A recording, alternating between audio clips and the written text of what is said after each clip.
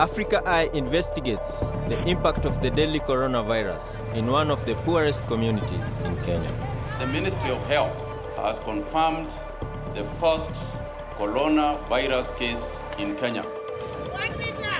Sasa mkono 1 meter. With the coronavirus ripping through countries worldwide, Kenyan authorities are preparing for the worst. Mass casualties, civil unrest, and an economic meltdown. My name is Elijah Kanyi, a local journalist and a filmmaker. I was born in Mathare, one of the largest slums in Nairobi. Now, I am on the front line as my community prepares to fight this deadly pandemic. There will be a daily curfew with all movement by persons not authorized to do so being prohibited. I witnessed heavy-handed policing and a series of tragic deaths. Na mlikaa hapa kwa ukuta.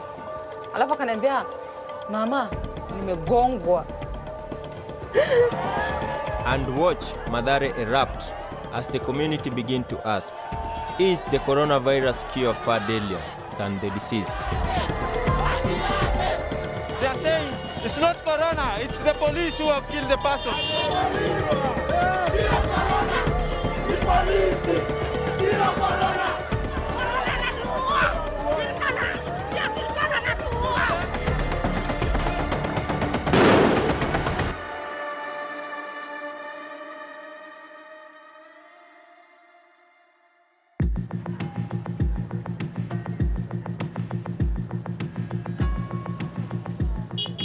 This is my home, Mathare, one of the biggest slums in Nairobi. Over 500,000 people live here within just 3 square miles. It's one of the most densely populated places in Kenya. This is a place where I was born and raised at. This is my neighborhood. I just want to take you on the setups of the houses in the slum. 12 houses. This 1, 2, 3, 4, 5, 6, 7, 8, 9, 10, 11, 12. And they share this one bathroom. Lack of running water means outbreaks of disease are a common problem here. But now, we have a new kid on the block, coronavirus, highly contagious and deadly. With the COVID, you're supposed to keep a distance of 1 meter, and as you can see, even my hand can't stretch. For over 10 years, I've been reporting on some of the most pressing issues affecting my community. Ile sasa shida imenipata ni hii sewage. Juu sewage zikitoka huko juu zote zinamiminiwa hapa kwangu. Na nikijaribu kuteta hakuna mtu naona akinisaidia na hizi maji. Poverty, extrajudicial police killings, political and ethnic violence. I even campaigned as an MP for my neighborhood in 2013. The reason why I'm campaigning for MP is because since I was born, I've never seen any member of parliament who was born in Mathare. But now, my community is facing its toughest challenge, a killer virus that is already at our door. The Ministry of Health has confirmed the first coronavirus case in Kenya. I therefore urge all Kenyans wash your hands with soap and water, maintain a distance of at least 1 meter. 1 meter. Sasa mkono 1 meter. The arrival of coronavirus threatens to devastate the fragile economy of Mathare. Men and women here rely on work outside of the slum. If they cannot travel to the city, they will be unable to work.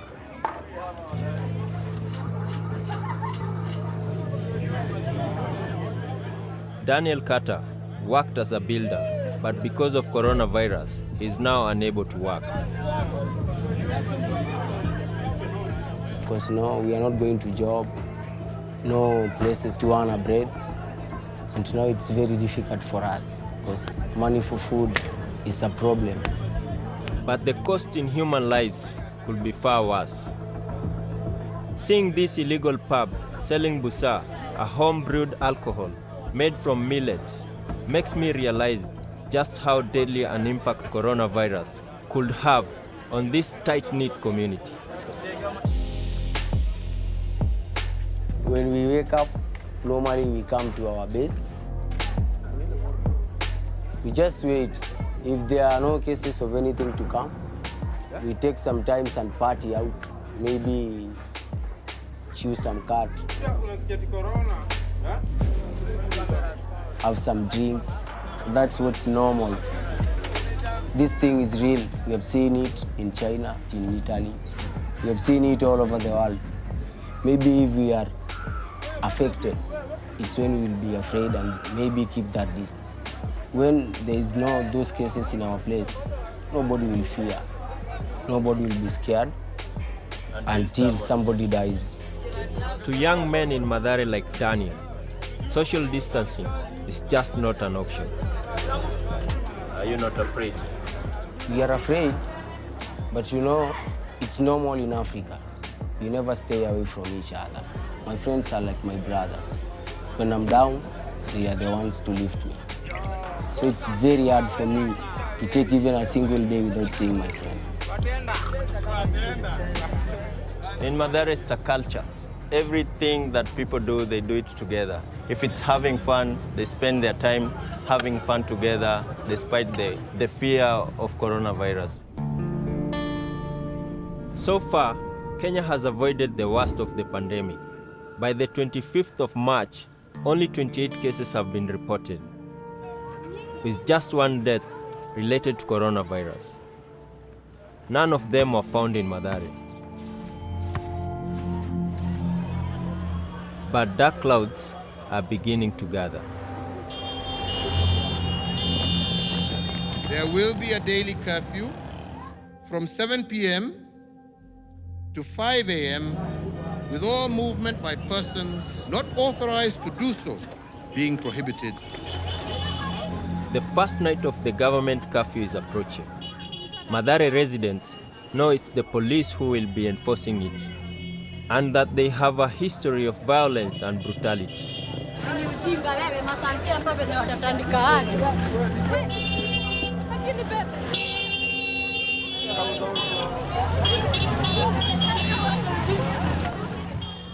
Kenya's Independent Police Oversight Body recorded over 3,000 incidents of abuse by the police in 2019 alone. In Huruma Ward of Mathare, I see for myself how police are enforcing the curfew.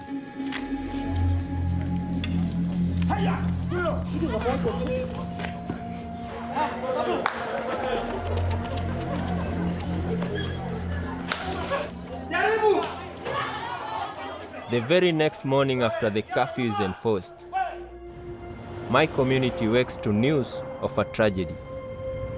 A family right here in Nairobi is in mourning following the fatal shooting of a 13-year-old boy, allegedly by a police officer. Coronavirus has yet to reach Mathare, but has already claimed its first victim. The boy, known as Hussein Moyo, was killed in the Kiamaiko area on the first night of the curfew. In the apartment where the boy was killed, I met his mother, Khadija. Ilikuwa kama saa moja. Tulikuwa huko chini na watoi sitting room. Unaambiwa kama kuna mapolisi wanalinda usalama na uko kwenyu hakuna kitu tumefanya, uko na wasiwasi. Dakika kidogo nikasikia risasi imepigwa. Mimi vile nilikuwa nimesimama hapa nikaambia watoi inameni chini, laleni chini. Sasa nilisema laleni chini. Kumbe Yasini vile alikuwa amesimama hapa ameanguka kwa hii kiti hivi. Alafu akaniambia, "Mama, nimegongwa." Aisha akambeba akampeleka huko chini. Akamlaisha sitting room hapo chini. Kijana wangu kuna 13 years. Hata si mkubwa, hata angekuwa huko chini amchutie huko nasema labda alikuwa ameenda kuzurura. Hapa juu, hebu piga picha kutoka huko mpaka hapa. Hebu toka nje hapo uulize. Kila mtu anampenda mtoto wake, kila mtu ako na heshima, hakuna kitu yote anaambianga mtu. Mwenyezi Mungu atanilipishia. Inshallah. As the family prepared to bury Yasin, met with his father, Hussein. Na ni mtoto alikuwa ametulia third floor, ghorofa ya 3, askari ana shoot. Hiyo inamaanisha aji, na askari tu alipompiga alitoka akaenda.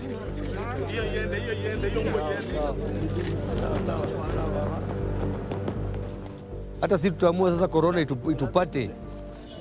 Mchana tunaogopa corona, usiku ni marisasi tunapigwa.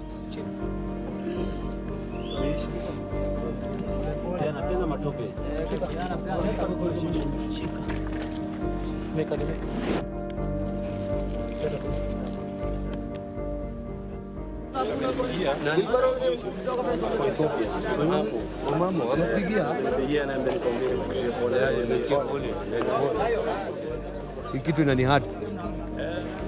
Kitu imenihati ni kijana wangu ameniwacha.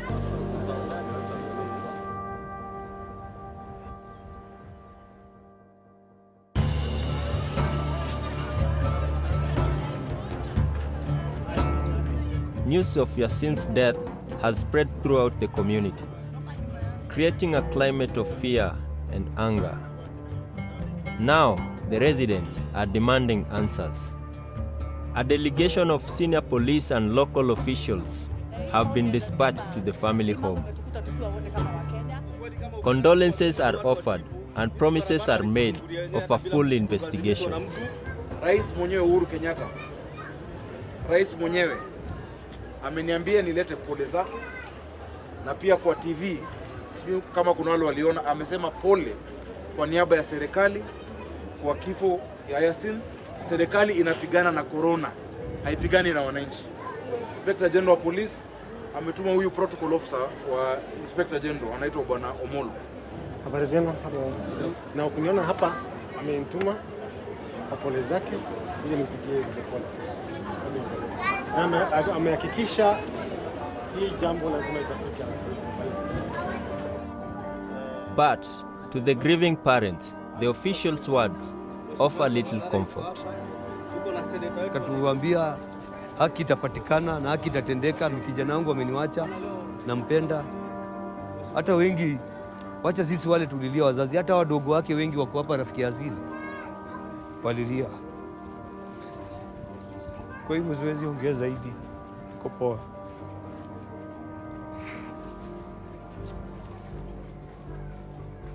But even as Yassin's parents grieve, more allegations of police brutality are beginning to emerge.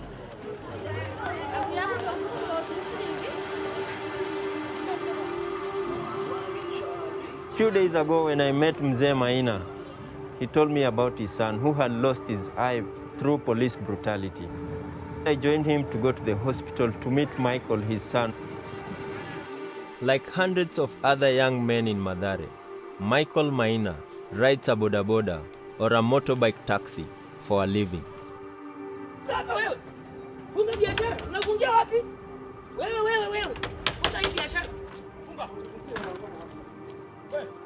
Mpaka sasa hivi kuna customer saa moja imebakisha dakika 5. Awasoma wanalia sawa, wachaleni na yeye amekubali anaenda kulala, wachaleni na yeye. Ndio hapo kando yangu kuna nywele ngumu wako hapo kando yangu, mwanzo amenivizia jo, anambao frame 2x1. Alimpiga nao macho diriki hapo. Kisha lazima ingetolewa. Kama si hivyo ingebaki ni kwanza kuoza, tunaona. Hizi tani na ndio hiyo. Nasikia macho mwanzilo anatokana. Nafaa kumwagilia kwa macho. Macho ndani. We put Michael's claims to the Kenya police, but they declined to comment. A few days later, I visit Michael at home. Unifilaje vile uliambiwa macho utatolewa? Yaani nilifeel mbaya. Nimekaa miaka ngapi na macho mbili baba. Macho nishagrow nao miaka 30 na nimekaa nao miaka hiyo yangu yote. Lakini dakika ya mwisho ndo nakuja kutolewa macho. Njoo karao. Na mimi mwenyewe sasa mimi ni mwizi. Hayo ilifanya nikafeel guilty sasa zaidi. Guilty zaidi. Nikaona yenyewe kweli afadhali hata nilikuwa nimeamua mbaya kanyi. Fadhali hata kufa basi. Ingekuwa hata kunimaliza wangenimaliza ningesema tu ni sawa. Kurudi job ya bodaboda tena na macho moja itakuwa bado ni ngumu bro. Nimebaki sasa nimevunjwa mkono mmoja unaona? Ni kama nimekatwa mkono mmoja. Si serious kushinda karao. Karao ndio serious. Yeye ndio serious kushinda corona. Sasa afadhali hata corona ikupate bana kushinda karao akupate. Michael has filed an official complaint but holds out little hope of getting justice. Hii lakini mimi naona ni karao wa Kenya peke yake. Yana piga hesabu yeye yuko above the law, hakuna mahali utampeleka. On the 15th of April, the Kenyan government made wearing a mask in public compulsory. To begin wearing protective masks immediately. At this point, people are not putting on the mask to protect themselves from the virus. People are putting on the mask to protect themselves from being arrested by the police. And this is very sad because even the mask that people are using, they're not up to standard. They can't afford a professional mask.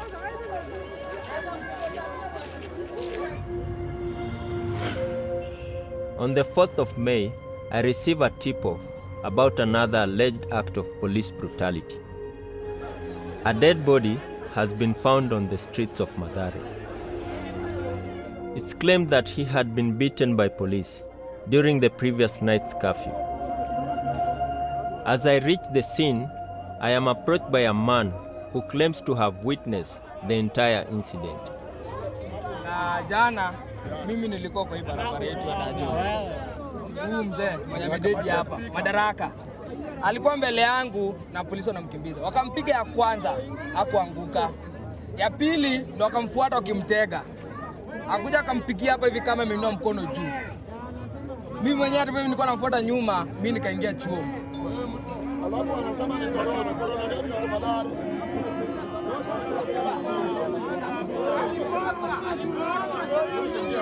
Kitu ya pili aliingia kwa mfuko. Polisi aliingia kwa mfuko. Kwa mfuko. According to the witness, it's all too easy to get caught outside your home during curfew. Tusitafutie pesa, sisi wenyewe tusaidiwi, na hata serikali tusaidii. Tunatafuta pesa yetu na jasho yetu. Kama wanatuona, wajue wanafanya. Si ati kutuletea mapolisi kusema ati watuue. Huu si corona. Kwani ama yeye ni corona ameuliwa? Na ni kupigwa alipigwa na karao. Ama mwende angalie shingo. Kama dhana kudanganya. Kuna bali hapa amepigwa nikiona hivi. Suddenly, the police arrive. They try to gather witness statements, but the crowd are angry.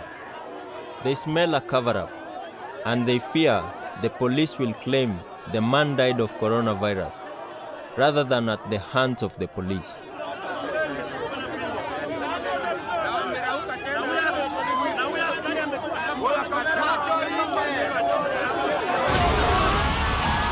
The mood turns ugly, and the police are chased away.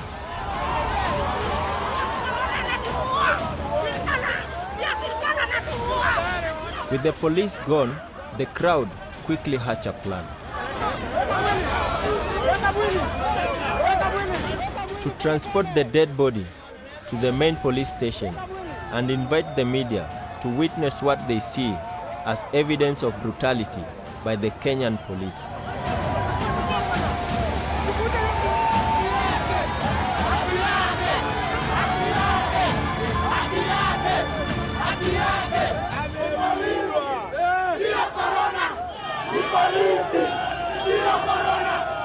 It's claimed the police killed the guy. And the reason why they're taking the body is because everyone who is taken from the slum to the mortuary can be said this is a corona victim. And that's why they're taking the body to the police station. We put these claims to the Kenyan Police Service, but they refuse to respond.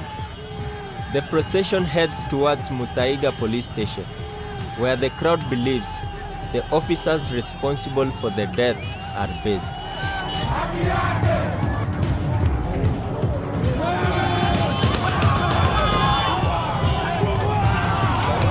But as the demonstrators approach, the police respond with tear gas.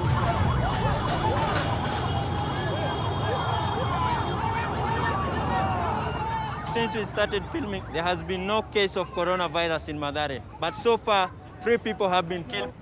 As you can see today, people had to maintain the body of the person who was killed to get the publicity and also to get justice for the guy who was killed. But the station's commanding officer is not impressed by the demonstrators and is quick to dismiss their claims of a cover-up. Those are just rumors which we cannot rely on. You see, we try to talk to them, to present themselves with the information regarding the same. None came in. Those were just hooligans who are very, very idle there. So they used that opportunity to celebrate. I asked the commanding officer, Rafael Ga, whether the case would be investigated and if the officers responsible would face punishment. The investigation is being conducted by the DCI, an independent body, so it is going to be very, very fair. We are very, very open, very friendly. But the officers' assurances sound optimistic at best. Over 10,000 cases of police brutality have been reported by Kenya's Independent Policing Oversight Authority since 2013. Only 6 have led to a conviction. As tensions rise between the community and the police, the deadly virus continues to spread across Nairobi. The threat to Mathare is now very real. I've come to the offices of Medicine Sans Frontiers to meet the frontline health workers battling the virus. I work at MSF as an emergency medical technician.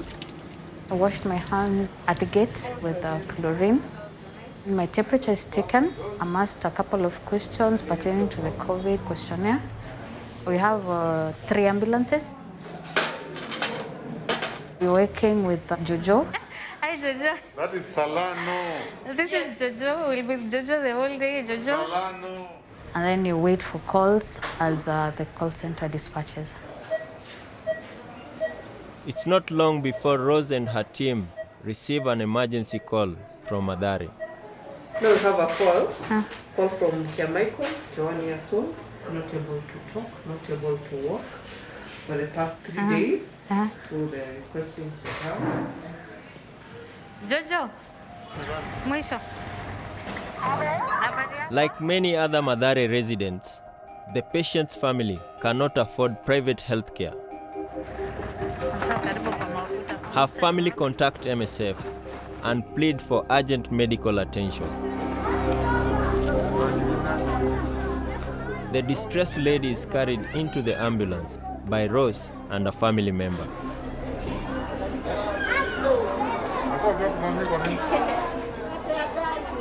We have tried codes.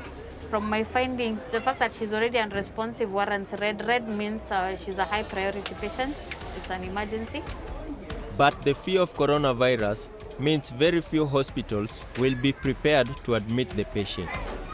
Most facilities will reject her right now because of the history of fever and the cough. They might tell us to take her to Mbagathi first. So we wait and see. Sasa, ako unresponsive, ako na fevers. You are told to go to Mbagathi. Will that be a COVID suspect case? Yes. What does that mean? That I'm already exposed. It should have infected many people because she's living with some relatives. I've seen them with masks, but they're not wearing them properly. It's just covering the mouth. Maybe they're just wearing masks on the outside so that they wouldn't be caught by police. And what are we waiting right now? We are waiting for the call center to get back to us with if the patient has been accepted in one of the facilities. That's them calling right now. Charlie. Yes. Kenyatta kwenyewe. A hospital outside of Mathare has agreed to take the patient. Thank you. But time is running out. It's difficult to differentiate patients with common respiratory illnesses and COVID right now. There's a lot of people in this population with tuberculosis. You wouldn't know whether they are COVID suspects or not. That's the challenge that we have right now. most referral facilities right now are testing every patient who has respiratory issues for COVID. And if it's positive? If it's positive, me and you go to quarantine.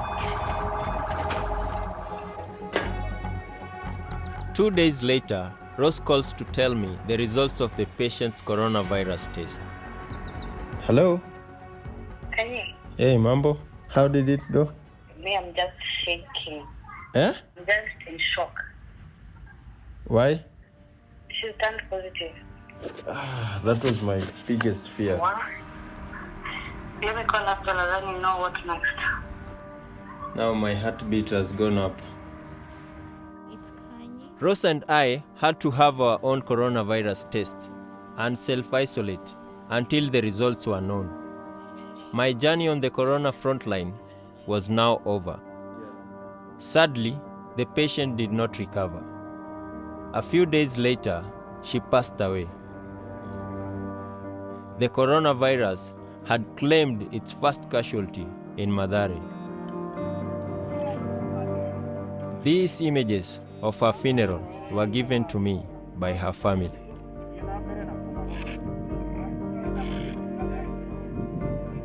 No one can tell how many more victims this deadly virus will claim. But one thing is for sure, coronavirus is now among us in Mathare. For as long as I can remember, the people of Mathare have felt abandoned by the government and abused by the police. We have learned to be resilient, but this may be one battle we cannot fight alone.